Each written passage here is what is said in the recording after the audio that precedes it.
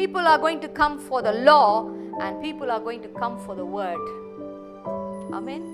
நான் சொல்லுகிற ஒரு காரியம் என்னன்னு கேட்டீங்கன்னா, இந்த காலகட்டத்தில் வார்த்தையின்படி வாழ பாருங்க. If the word of God does not take its right place in your life, நீங்கள் கட்டப்படவில்லை.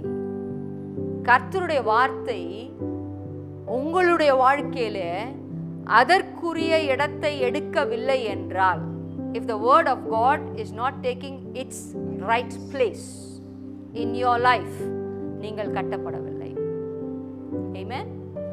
நீங்கள் கட்டப்படாது இருக்கிற நிறைய அறிகுறிகள் இருக்கிறது.